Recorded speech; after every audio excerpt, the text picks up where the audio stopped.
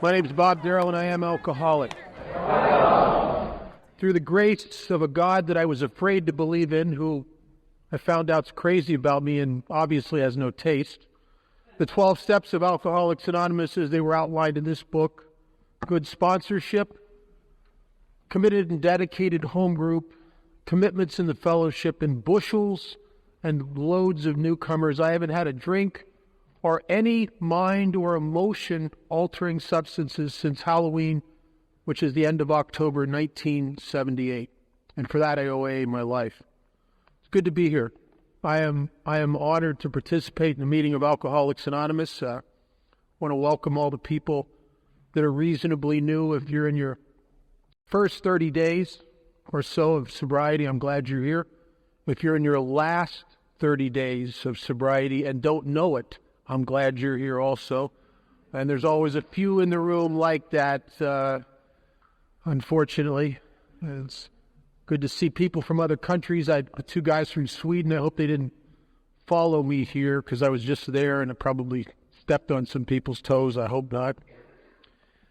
I am delighted to talk about something that I didn't understand. I almost died of alcoholism because I didn't know what people meant when they said surrender. In 1977, my life, I had burnt to the ground one more time. And I came out off of a bad drunk, locked up in a jail cell, facing 2 years in prison. It's customary in the United States that when you're arrested, you get a phone call to call for help. And there wasn't anybody to call. I was totally alone. And I don't know how that happened to a guy like me who had once had great friends. I was the guy with all the potential. I was the guy who I had a family that loved me and would have done anything for me. But alcoholism will beat that out of people who love you eventually. And I was totally alone. So I did something that I had done 100 times when I was in trouble. I went to a meeting of Alcoholics Anonymous. But I did not go for recovery. By this time, I had been in and out of Alcoholics Anonymous meetings for several years. I came to my first AA meeting before I was old enough to take a legal drink as a kid. And I had given up on Alcoholics Anonymous. I liked you. You were always very nice to me. But I knew that you didn't have anything for me, and I had apparent evidence. And the evidence was I stopped drinking and tried with everything in me to stay sober. And I didn't feel anything close to the way you looked. And there was something else wrong with me. And I didn't know what it was. And I came to a conclusion after dozens and dozens of AA meetings that I know it looks like I have an alcohol problem, but it's really not an alcohol problem because when I get sober, it gets worse. I suffer from, and I go to meetings of Alcoholics Anonymous and I watch you and you get sober and you become wonderful. I mean, you're grateful for everything, for God's sakes. I mean, I don't even like anything, really. So I've given up on Alcoholics Anonymous. You're nice people, but you don't have anything for me, really. And I had spent years with psychiatrists, years taking medications, years in treatment centers, long-term, short-term, churches, everything there was to do, and I didn't know what to do. And here I am, I burnt my life to the ground one more time. And I went to an AA meeting, and I didn't go for recovery, I went for cigarettes. And that's the truth. And I'm in this meeting, and there's this guy who's a solid member of Alcoholics Anonymous named Woody, and Woody's bringing a meeting in there. And Woody, I don't like Woody. Woody is one of those, first of all, Woody is one of those guys that got sober and has the big house and the brand new car and the wife and the children and the great job. He's so happy. He's grateful for everything. And he just can't help but want to rub it in my face. And I don't like Woody. Woody is creepy to me. Woody is something I don't understand. Woody is happy and sober at the same time, for God's sakes. I don't get that. I don't even like people like that. They creep me out because I stopped drinking and abstinence feels like I'm doing time. And I put up with it until I can't put up with it no more. And here comes Woody with his minions to come in here. He's with his pack of do-gooders to try to fix us. And I knew Woody had a lot of money. And I needed somebody to get me out on bail. And so I went up to Woody and started talking to him, and he was willing. He said, I'm here to help you, kid. So I explained to him I needed him to put his house up so I could get out on bail. And you know, these people in AA are hypocrites. They say they want to help you until you explain it to them. And then when you explain it to them, they don't want to go. They want to do something. He wants to give me a big book and help me with the steps. I don't want a big book. I want out of here. They don't want to get me out of here. So I got a little pissed off at him. I said, got a little bluster. I said, I don't need your help. I'm going to beat this. I'm going to get out of here. I'm going to get in a good recovery house, not like that one that took advantage of me. I'm going to get a good one. I'm going to get some of that government money. I might go to school. I might be a doctor. I might be a lawyer. And Woody's looking at me and he's shaking his head and he's laughing at me. He's laughing. He says, kid, who are you kidding? You're not going to do any of that. Kid, you're not even going to stay sober. You're probably going to die of alcoholism because you haven't hit a bottom and you haven't surrendered. And I didn't say nothing to Woody, but I was angry at him. I thought to myself, how dare you say that to me? That's the most negative thing I've ever heard. Where's the AA love? I mean, I don't need that negativity. I need positive reinforcement here. Haven't hit a bottom. You with your big house and your good job. You don't know nothing about me, Woody. Haven't surrendered. Surrendered what? There's nothing left of me. A couple years before, I had things I could have given up. I had a good job at one time. I had a pretty girlfriend. I had a motorcycle. I had a place to live. I even had at one time, I suspect, some self-respect. But I don't have any of that anymore. There's nothing left. And I didn't say any of that to Woody because I don't know how to talk to people when I get sober. I just get locked up in my head. But I thought all of that. And I couldn't sleep that night, spinning in my head the different things I should have said to him to make him realize how wrong he'd been saying that to me. And I had no idea what he was talking about when he said that I hadn't surrendered. I thought, oh my God, I can't lose it. There's nothing else to lose here. But Woody was talking about one thing that I have to give up. And I didn't understand what it was. I couldn't get my mind around what he's talking about. And there is only one thing that any alcoholic ever has to give up. There's only one thing that stands before me in all the abundance and wonderful things that God would give me. And that is my judgment. You see, I fit the old adage, you can always tell an alcoholic, but you can't tell him much. I'm the guy, I can go out, I can get sober, stay sober for 10 months, 12 months, 11 months, build up a great life. I go back to drinking. I ruin my life. I burn it to the ground, and I end up back in Alcoholics Anonymous, and the first thing I get back is my opinion.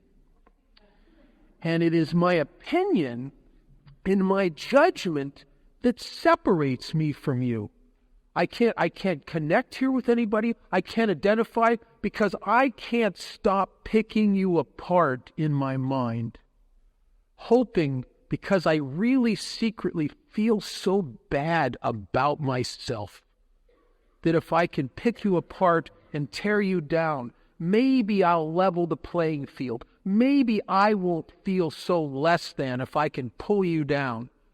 But those of you who have lived that with those defense mechanisms, you know that it doesn't really make you feel more even. It makes you feel more separate and apart from.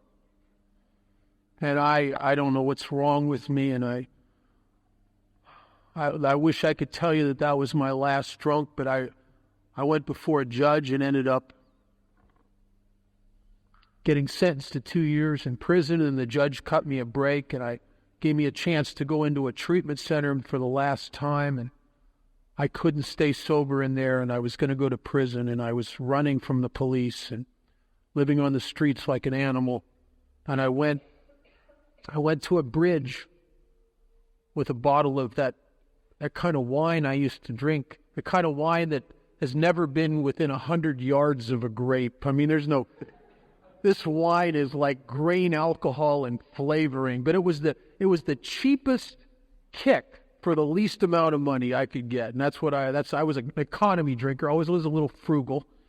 And I go to this bridge with this bottle of wine to try to get up enough courage to kill myself, because I am in a trap I cannot spring.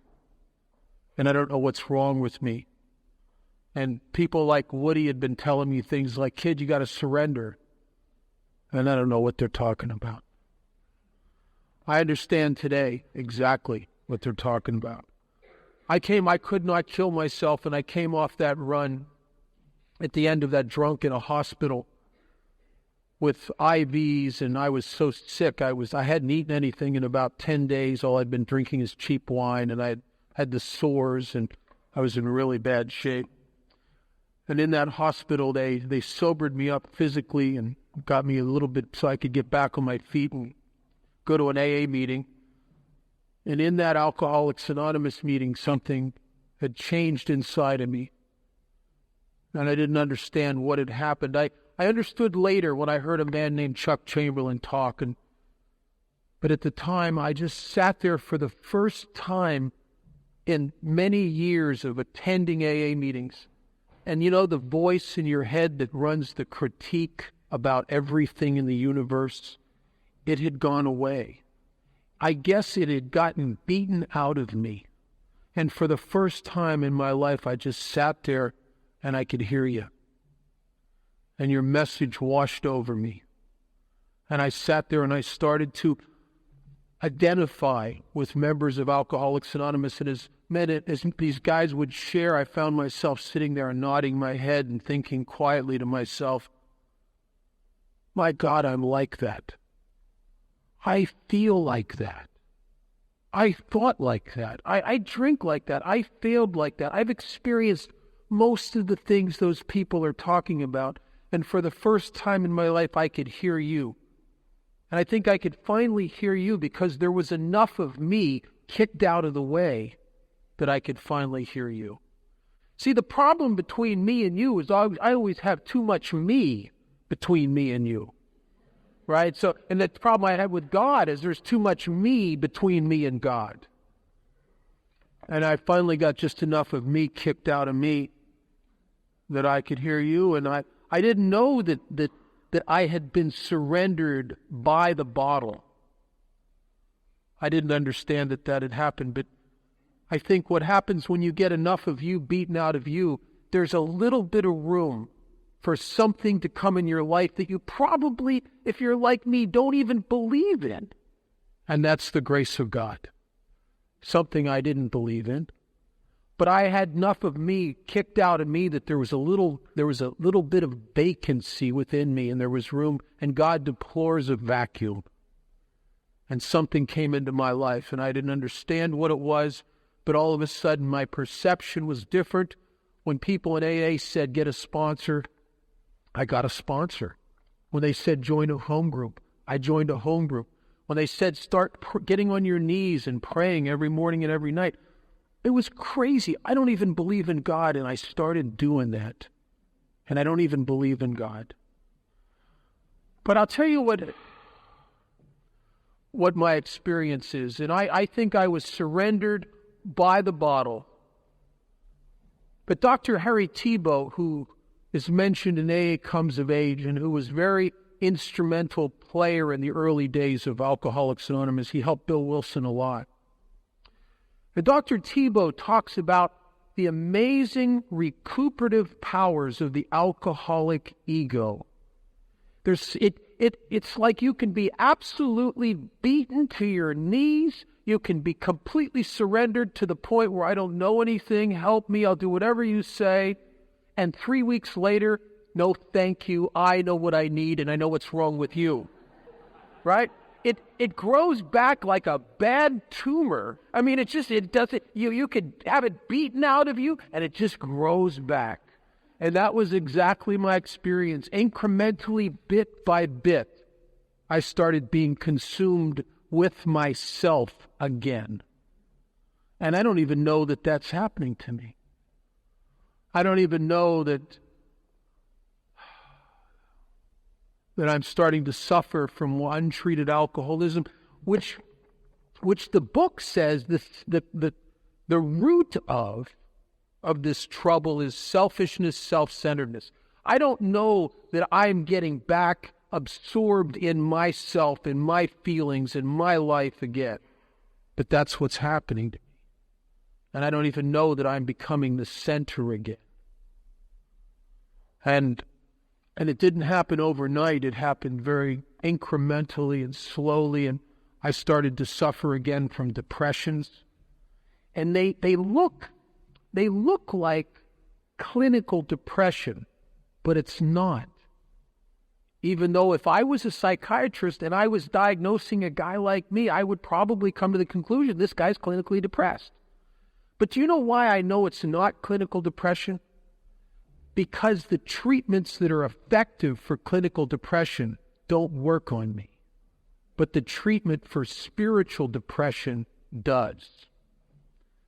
And I didn't know that it was the depression of a person that just gets so much of himself on himself that I start to smother my very being, my spirit, with myself. And I suffered from terrible depression. The only thing that saved me from myself was a lot of 12-step work and a lot of activity in the fellowship of Alcoholics Anonymous. And I want you to know that I got sober in a city and at a time when people were not into the big book. And that there was no one in Las Vegas back in those days that could tell you how to work the steps out of here, unfortunately. But the Buddhists say that when the student's ready, the teachers appear. And I was so involved in service and in Alcoholics Anonymous and committees and conferences as if I could outrun my alcoholism. And in that, I was introduced to some guys who understood this book, guys like Don Pritz, who in my early sobriety became a close friend, and guys like Charlie Parmby and Joe McQueenie, and gentlemen who, through the dark ages of Alcoholics Anonymous, when everybody was trying to work the steps out of the 12 by 12 and had lost contact with the big book, in little pockets around the United States where they kept this alive. And they say the student's ready, the teachers appear, and I hungered for something different because I knew that if something didn't change, eventually I'm a dead man. I don't know how long I can suffer from untreated alcoholism until I drink again. I don't know. Chuck Chamberlain used to say that if you're a real alcoholic and you do not have a spiritual awakening, there will eventually come a time where you can't put anything between you and you. And you get to a point that 15, 20 meetings a week aren't enough anymore. You get to a point where the only time you're okay is when you're on a 12-step call, and the minute that's over, you're back to being you again. There's a time where you can't, the shine of everything that you've been using to fix yourself is worn off and there's nothing left. And I was 4 years sober before I got to that place. And I didn't know that what had happened is that I had become unsurrendered. I got a foothold in Alcoholics Anonymous by something that had happened to me. I didn't do it. I had just gotten enough of me beaten out of me to have an infusion of grace that carried me for about 4 years in Alcoholics Anonymous, combined with a lot of 12-step work. But I had got to the place where I couldn't put anything anymore between me and me. But by this time, I had become friends with some people that had showed me how to do this process in this book, and I had gotten humbled by the emotional pain of my sobriety. You know, one of the great contributors to Alcoholics, two of the great contributors to Alcoholics Anonymous, one of them was a guy named Carl Jung, who was a great psychiatrist. He's mentioned in our big book. He's the guy that Roland Hazard went to. And the other guy is the first book Bill Wilson ever read when he got sober was The Varieties of Religious Experience, written by William James. And both of those gentlemen said the same thing a different way. But what they both said is that spiritually ill people, ego-driven people, have an absolute inability to observe or listen to hear or see anything new. They only are capable of observing or listening to see how they are already right. Right? And that's the problem. As I'm getting sicker and sicker, I'm more right about stuff. I'm more judgmental. I'm more opinionated. And I don't know that that's the ego growing back like a bad tumor within me. But I had another surrender, and I went back through this process. And, you know, oddly enough, I spent from the time I was about 10 minutes, I took my first third step when I was about 10 months sober. And I took it by reading that prayer on page 63 out of the big book, on my knees with another member of Alcoholics Anonymous. But exactly what it talks about in the next page and a half was exactly what happened to me. It says that this decision in step 3 was a vital and crucial step, but it says it has little permanent effect unless followed at once by a strenuous effort to face and be rid of the things that are blocking me. The things that are blocking me from carrying out this decision I made in step 3. That's the problem. I can intend to carry out this decision as I did for 3 years of my early sobriety. I would get physically down on my knees every morning, and I would turn my will and my life over to the care of God. I would say that third step prayer.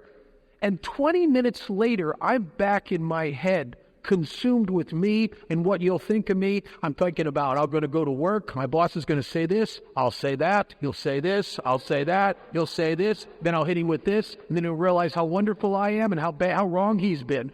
And if you're like that and you're up here and you live a lot of your life up here in this unsurrendered control center trying to run the universe, I'm telling you something. If you do that with the benefit of vodka or medication, it's not so bad.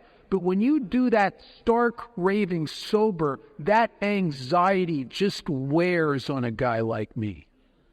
Because what I'm doing, essentially, is I am trying to surrender my will and my life to the care of God, but I am retaining my will because I haven't done the work to dismantle this judgment machine, which is my will.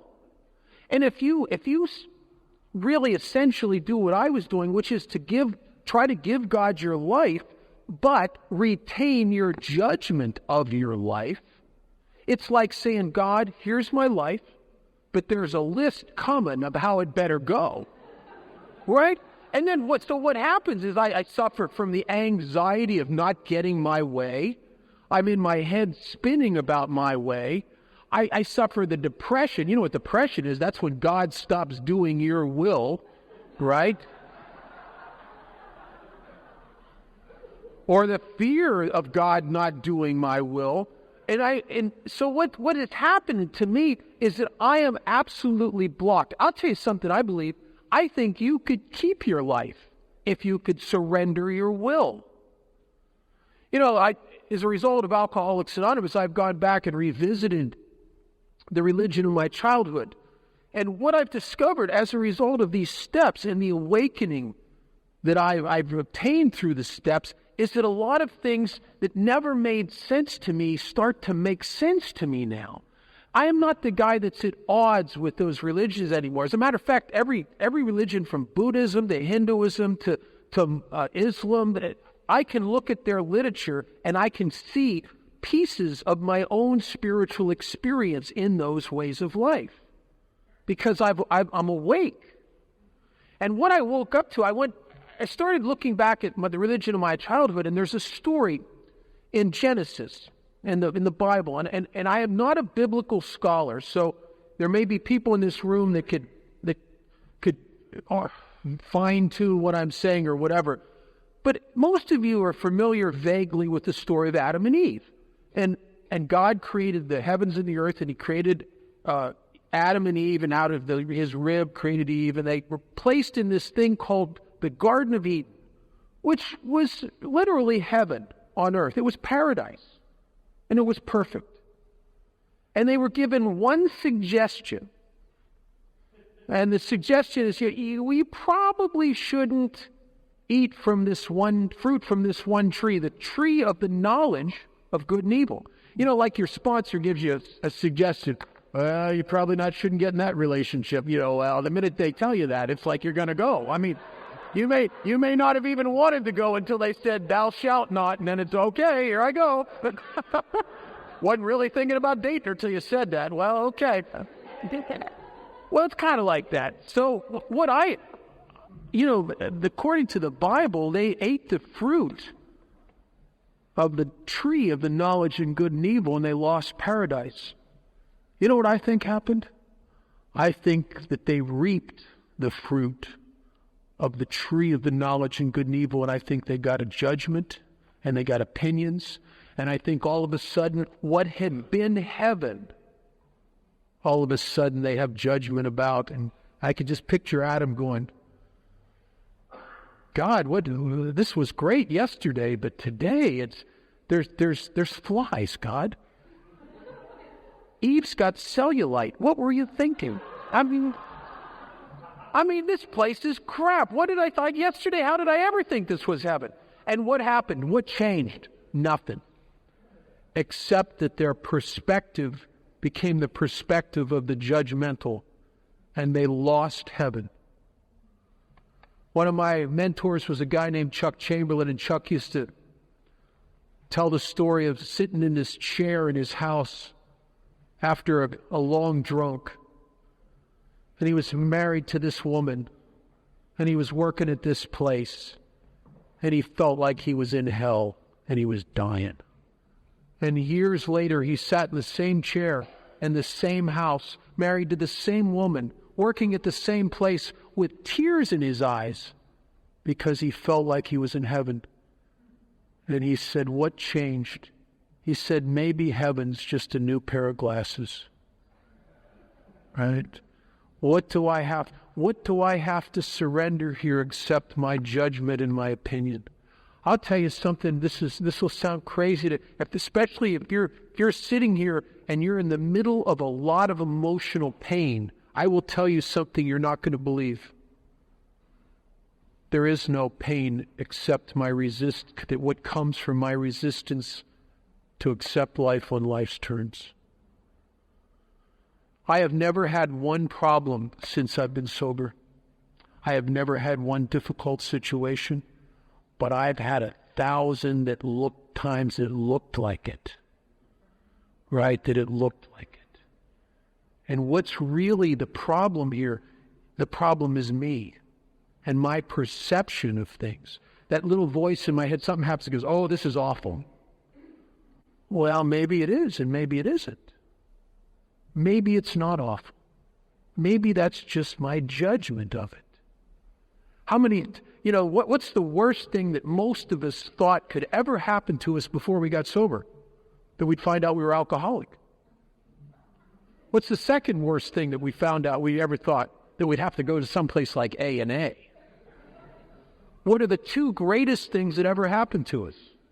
That we found out we were alcoholic and that we ended up in Alcoholics Anonymous.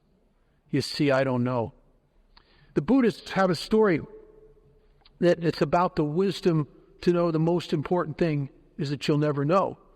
And it's about this little old Chinese farmer who's very poor. He doesn't own anything except a horse. It's his only possession. And he's allowed to live on this meager piece of ground in this hut and work the fields that are owned by a lord of the land who owns the land. And he has to tie the portion of his crop in for the right to live there and work the soil.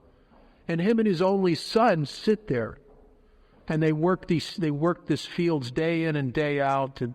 And one day his only horse, his only possession, runs off. And now his friends and family come running over to console him, to tell him how terrible this is. You've lost your whole estate. This is awful. This is bad. And the little old man just shrugs his shoulders and says, I don't know if it's awful. Maybe it is. Maybe it isn't. And they think, you're nuts. You've lost everything. And he just keeps saying, I don't know. Maybe it is. Maybe it isn't. A couple days later, the horse returns right into the corral, leading a whole herd of wild horses. And now his friends and family and neighbors come running over to congratulate him. You're the richest man in the valley. This is wonderful. This is great. This is good. And he says, I don't know if it's good. Maybe it is. Maybe it isn't. And they look at him like, you're nuts. You don't think that's good? He says, I don't know. A couple days later, his only son is trying to break one of the wild horses, and he's thrown, and he's crippled, and he can't walk, and he can't work. And now his family and neighbors and friends come rushing over to console him, to tell him how terrible this is, that his only son is crippled. This is terrible. And the little old man shrugs his shoulders and says, I don't know if it's terrible. Maybe it is. Maybe it isn't. And they think, my God, this is your only son and he's crippled and you don't even think that's bad? And he said, I don't know. About a week later, the Chinese army came through the valley and forced all the young men to go and fight in a battle where none of them would survive, and they couldn't take the son because of his broken leg. See, the little old man knew the most important thing he would ever know is that he doesn't know. And it is only when you think you know that you will never know. And when you know that you don't know, and you can take the position of the little old man, then maybe you've surrendered the only thing you ever have to give up in order to approach life itself and God like a child. And I think that's the dilemma of Alcoholics Anonymous, is for me to get my judgment and my opinion out of the way. You know, to my amazement, when I started doing the fourth step and I started following the outline in the big book, you know, I thought I did 2 earlier fourth steps that did me virtually no good. The life story, you know, the 40 pages of all your guilt and shame. And then I answered the second one was the 38 questions or whatever it is out of the 12 by 12. Didn't do anything for me. But when I followed the process in this book, something happened to me. I've never been the same. And it started in the resentment section when I started to make a list of everyone I secretly thought owed me an amends. You know, these are the people that had really done me wrong. And I had case files built on all of them. I mean, I could explain it to you where you'd agree with me. Oh, you poor guy. Look, they did that to you, did they? And then the book asked me to do something that was very, very hard and yet very life-changing for me. It asked me to look at these things from an entirely different angle.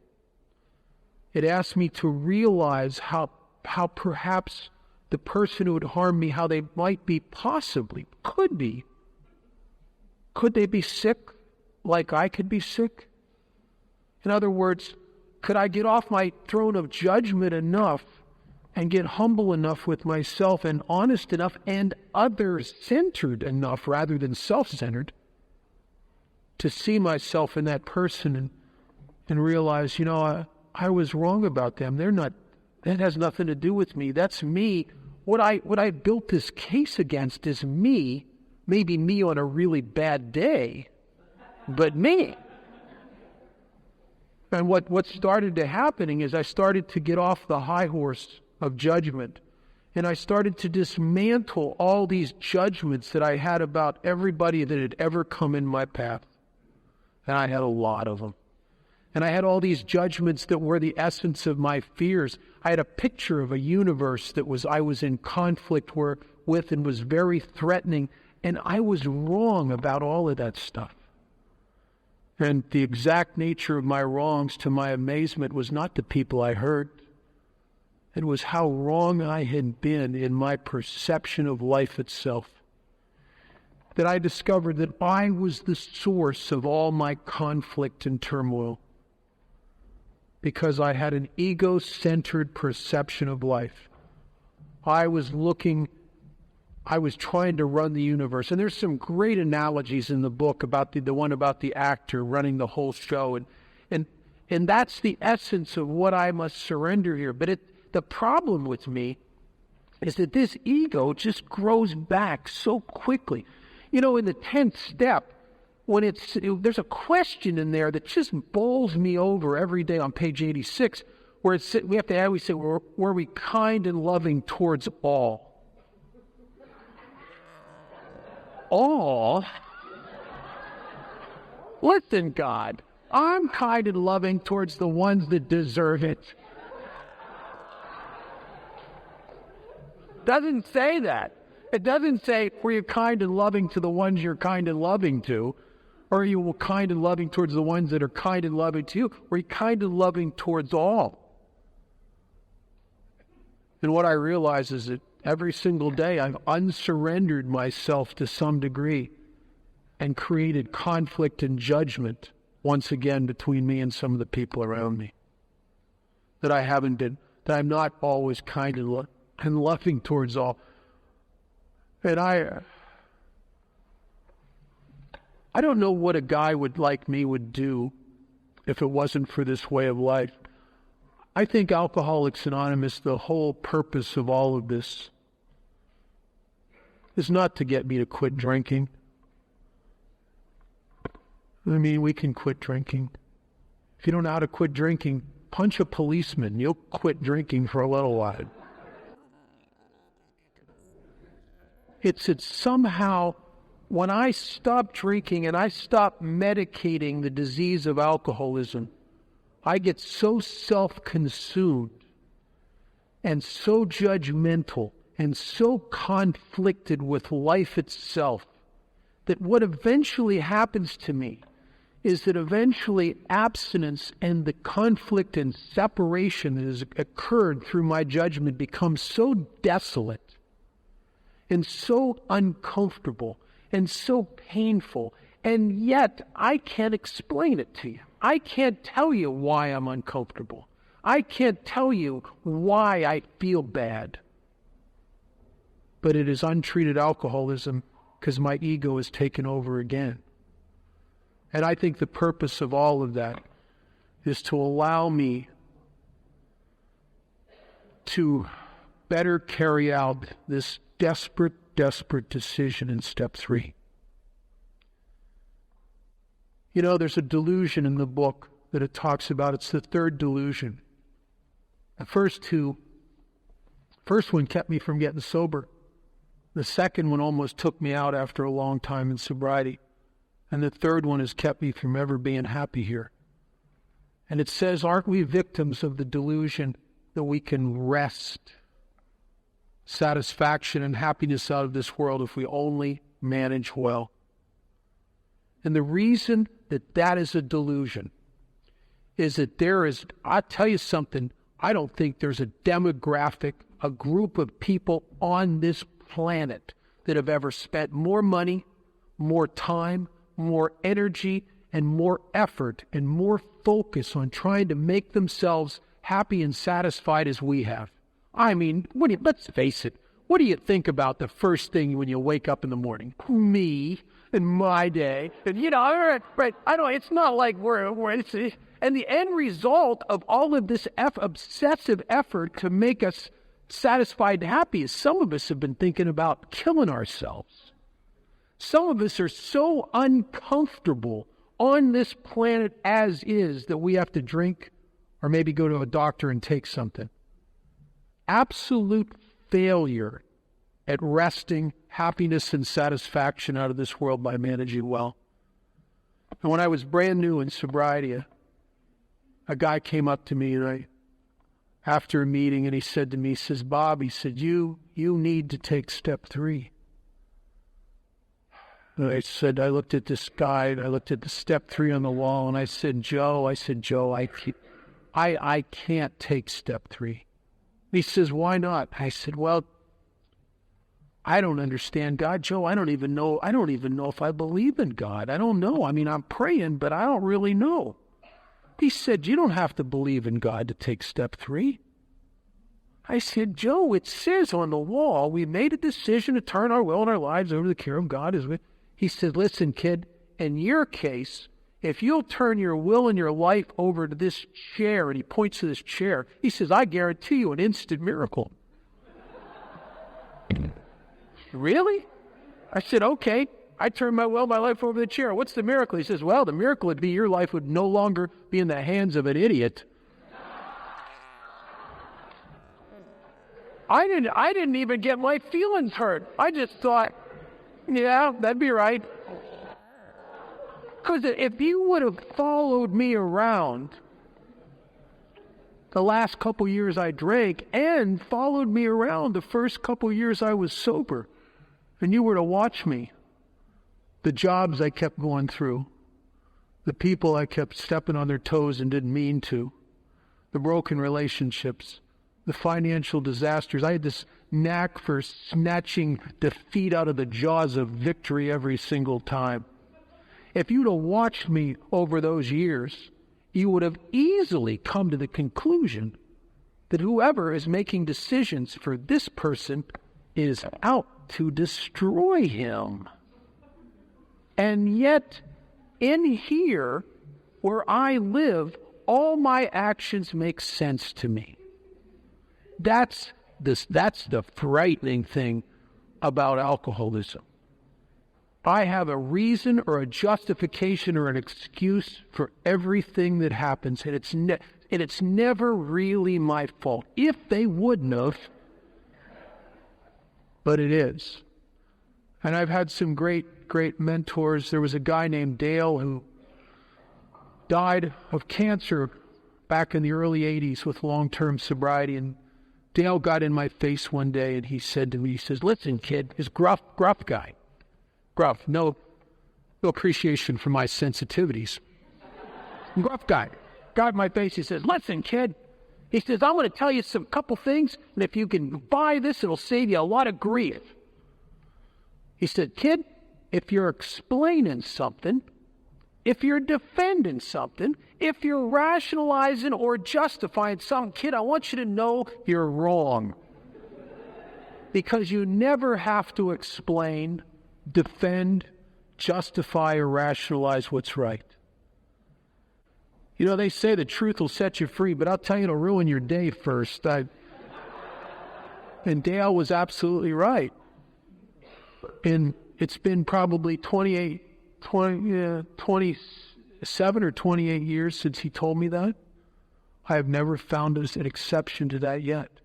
It's the same thing it talks about in the 12 by 12 in step 10. It says it's a spiritual axiom, which means something that is true under all conditions. It's a spiritual axiom that when I'm disturbed at all, no excuses, no rationalizations, period, at all, no matter what the reason, no matter what the cause, there's something wrong with me. Because I am the source of my separation, I am the source of my conflict, and I am the source of my judgment. And I must surrender self, because what happens is I get too much of me between me and God's universe. I get too much of me between me and life, and I get too much of me between me and you. There was a guy named Don Williams, and Don died a few years ago. Long-term sobriety, wonderful man. And I was at a meeting one time, and the meeting was on step 10. And everybody's sharing their different approaches to step 10, and some of them were out of the book, and some of them were out of the 12 by 12, and some of them were outer outer space. I don't know where they were going. There, some weird stuff. I don't know. I mean, it's crazy. You know, you can see sometimes in discussion meetings, you can hear you can hear stuff where you go, oh yeah, that's right. You can hear other stuff go, what's he talking about? And Don cut through it all. He said, you know, everything you're saying is all well and good. He said, but I don't really need to do a lot of writing or a lot of stuff.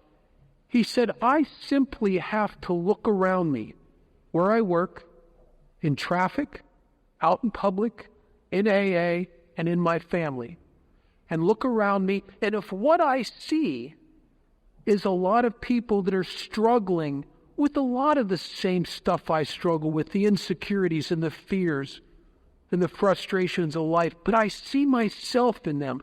And I said, you can bet that I am in good spiritual stead.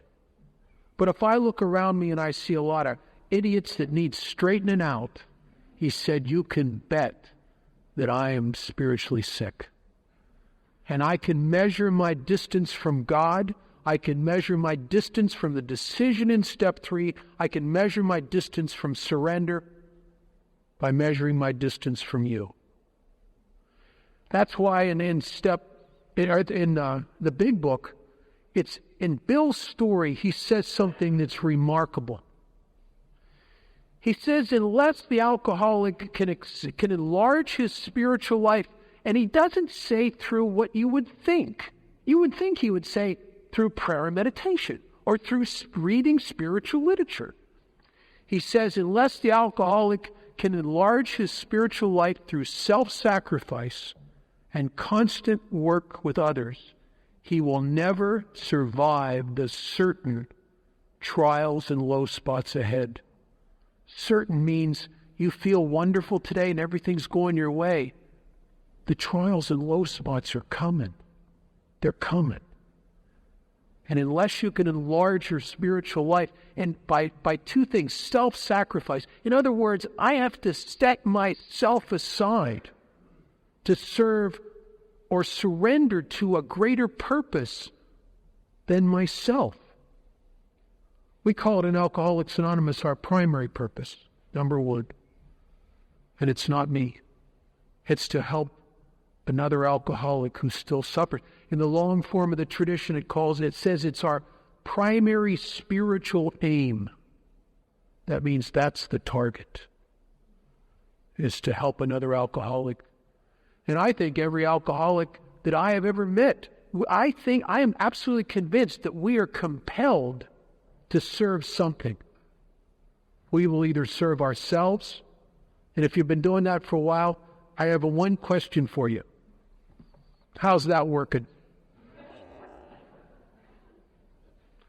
Or we will serve a power and a set of principles and a purpose greater than ourselves or other than ourselves. But the alcoholic must stop serving himself. And that's how Alcoholics Anonymous is. That's how I've been able to actualize this surrender in step 3. Is that I clear away the judgments, the resentments, the fears, the things that, as it talks about in step 7, that stand in the way of my usefulness. It doesn't say, we're not asking God to take away the things that stand in the way of me being happy, that stand in the way of my usefulness, so I can claim my purpose and surrender to this purpose. This is my primary spiritual aim, is to help other drunks. It's not to help me. It's to help other people. And then oddly enough, when I claim that purpose and I live this ethic, and I want you to know, I have never done this as well as I'd like to. But I am comfortable and secure in the knowledge that no one among us has been able to maintain anything like with perfect adherence to these principles. But I'll tell you what I believe must happen. I don't know that I ever have to be surrendered completely, but I better damn well be in the zip code. You know what I'm saying? I better at least be in the area. Because what happens to me if I'm not is I get me back on me again. If I start serving myself, I will once again become the guy that's prone to depression and anxiety. I'll be once again the guy that's judgmental and conflict with everybody else. There's a description of Alcoholics Anonymous in the back of the big book in a little obscure section called the Medical View of Alcoholism. And it's a description of AA that was coined on a radio address by a Dr. Bill Baer, who was not an alcoholic. And in the mid-1940s, Alcoholics Anonymous had gotten a lot of notoriety in the United States. We were on the horizon for the Lasker Award, which didn't occur for about a half dozen years, but we were people. There was a lot of magazine articles about us. There was a lot of famous people getting sober in AA, and we were getting a lot of attention. And so Bill Baer went to a few meetings of Alcoholics Anonymous, and he read some of our literature to make an address about what he thought AA was. And part of that address is reprinted in the back of the big book in the Medical View of Alcoholism. And I'll tell you something, I don't think there's ever been a description of us that is more accurate than what this non-alcoholic came to just visiting us. And Bill Baer in the back of the book says, we are not a temperate society. And that's true. We're not fighting alcohol. We know alcohol never was the problem. The problem was alcoholism. If alcohol was the problem, then everyone who drank would end up like we ended up. But we all know many, many people. We're actually a very minute minority in this world, those who suffer from alcoholism. Most people, I know it's hard for us to think that because we think everybody's like us. But really the truth objectively is most people don't have alcoholism, and they can have a glass of wine at dinner and it's fine. We're not a temperate society. We're not a temperance movement. And he goes on to say, we're not crusaders. Well, that's mostly true. There is a phase some of us go through, but usually we get through that and become kind of more surrendered members of AA. And it's essential to get through that cruise, that crusader stage. And you know that stage where you use all the spiritual principles in Alcoholics Anonymous to make you feel superior to everybody else, And if the spiritual principles can't make you feel better than everybody else, what the hell good are they anyway, really? No, but we usually get through the crusader stage of that, and he says something very, very simple but important. He says that they are people who know that they must not drink. Oh, what some of us paid for that knowledge in the countless attempts to prove we could drink like other people. The countless chasing of that illusion that somehow, someday, some way we'll control and enjoy our drinking. Getting that knowledge, really getting it, almost killed some of us. We know we must not drink. And then he says something that I think is the essence of Alcoholics Anonymous. He says that we throw ourselves into helping others with similar problems. And in that atmosphere of me helping others with similar problems, he says that the alcoholic will often overcome his excessive over-concentration upon himself. And isn't that the deal? You see, I get sober, and I get so much of me on me that this ain't no fun. And abstinence feels like I'm doing time. And I get like a mule in a hailstorm. I'll just hunker down and take it. The emotions and the separation and the loneliness and the depression and the restless, irritable, and discontent until I can't take it no more. And then with the insanity that returns, that crazy thinking after everything that alcohol has done to me, that I could possibly think that it's going to be fun again, when all the evidence of reality is it hasn't been fun for years. And I will try it one more time. Why? Because I have a yearning, and the book calls it an insistent yearning to enjoy life as I once did. And then this heartbreaking obsession that some new miracle of control. This time it's beer only. This time I will use a little diet pills with the drinking so I won't black out. Or a little bit of cocaine with the drinking so I won't get in as much trouble. Or I'm not going to drive. Or I'm going to take Joe with me and Joe will watch my back. That way I won't get in trouble. Or I'm going to drink on a full stomach. Or I'm not going to drink that place anymore. That's a bad place to drink. And when I start to sell myself a bill of goods, or you know what happens today in Alcoholics Anonymous in 2007, what I see a lot, members of Alcoholics Anonymous sober 15 years, 5 years, 3 years, 25 years.